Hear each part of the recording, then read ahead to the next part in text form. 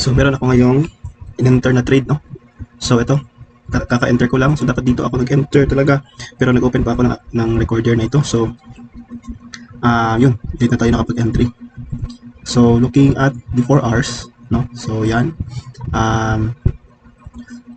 Bale, basically ang bias ko talaga dito is buy. So magwi-wait ako ng buy signal, no? Or buying opportunity kasi ito, since may nabuo na siyang resistance, so naghahanap ito siya kung asaan yung kanyang magiging support. So that's why buy yung bias ko. Then looking at the 1 hour time frame, no? So meron akong in-establish na major support and resistance. Then na pullback siya, bumaba siya patungo dito sa 50%. So nag-aantay lang ako, no, na mag-reject siya dito, then tataas. So let's see lang. So ongoing yung trade natin ngayon. So let's see if tatama tayo dito. So stop loss ko dito 84. Take profit ko, lagay ko dito. So hayaan na natin ito ng play out. So sige, 3352.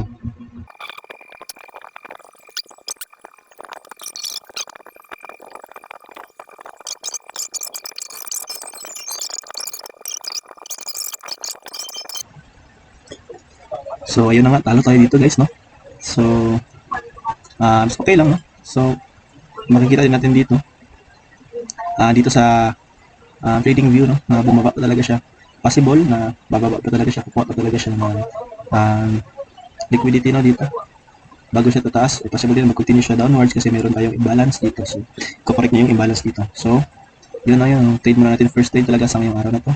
Kahapon kasi August 20, hindi ako nakapag-trade. So let's see, no, kung meron pa tayong mga trading opportunities. So thank you guys, and good evening. So meron akong gawing na trade ngayon, no? So kaka-place ko lang nito, I think mga 3 minutes ago.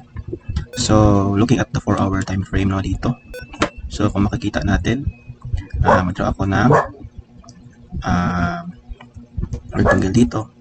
So as you can see, meron siyang notable na movement dito na level, no? Meron siyang pumunta siya dito, so nag-reject, pumunta siya ulit, nag-consolidate, nag-breakout, no? Na-take out ng na-liquidate, no? Merong liquidity grab, so tumaas, bumalik ulit, na-consolidate, bumaba, nag-bounce, break niya yung level, tumaas, bumalik ulit sa level. So as for me, no, ang pinaka thinking ko dito is tataas siya ulit, no? So knowing na meron tayong ganitong candlestick, no, dito sa candle na ito meron siyang wick, no? Then yung current na 4 hour candle natin is green, so bullish. So for me, based sa ganitong setup na to, for me ang bias ko ngayon is buy, no, sa based on the 4 hour time frame. So ito na yun yung trade ko. So let's look at the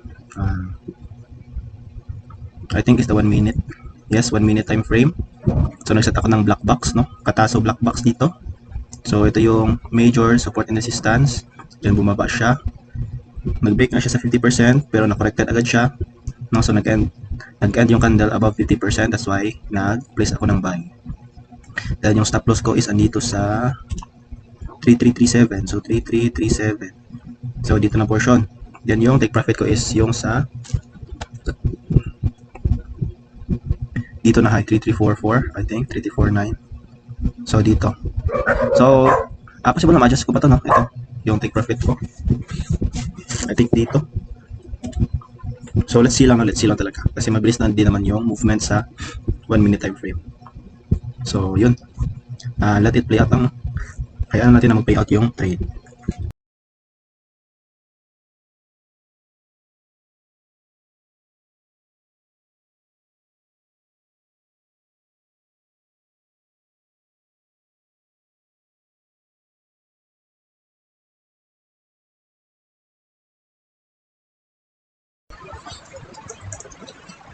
Ayun na nga, no? So nagkaroon na naman ng malaking breakout dito sa level na isinet natin, no? So maybe magtatapa talaga siya ng one more time dito sa key level na to.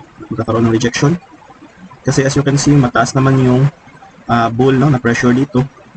So looking at the 1 hour time frame, low, lower low, was na breakout, then naging bullish, so na-break niya yung previous na high dito, no? I mean, high, lower high, then nag-break out, bumalik, so na-break yung previous high na to.